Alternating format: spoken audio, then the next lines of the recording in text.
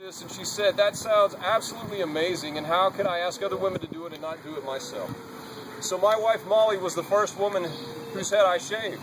There were 3 other women at that event. It was 7 years ago. Channel 8 came out and did a 45-second segment on it. We were on the news. It was unbelievable. Literally, Molly and I thought that would be the only event.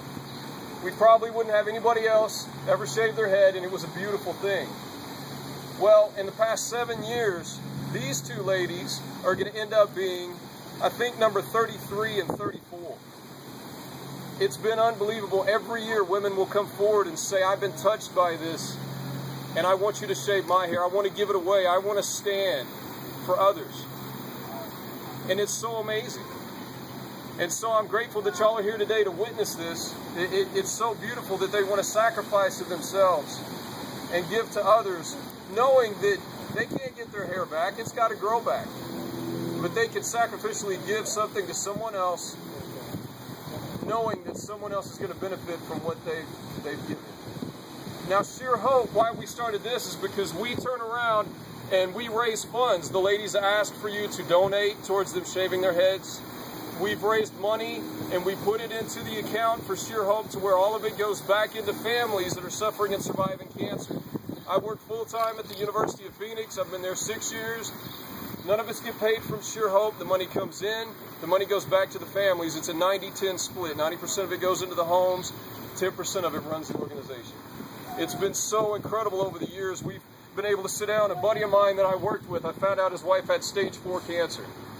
I pulled him aside, big, burly, cowboy guy, and I said, man, I found out that your wife is suffering. We want to help you. I have this organization. May we do that?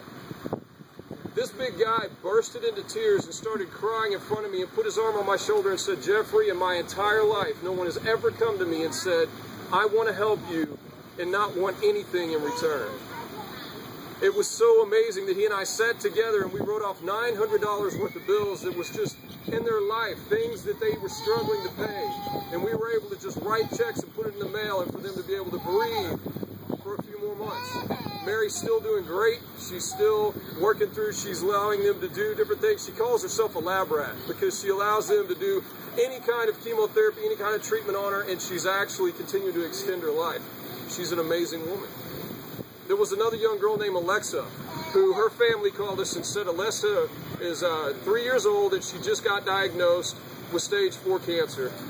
We can't take her to the park anymore because she can't go outside in the sun. Is there any way you could bring the park to us? So a girl named Amy had asked me to shave her head. We met her at North Texas in front of all of her sorority friends, fraternity friends out at the university. On Saturday, I shaved her head. We raised money.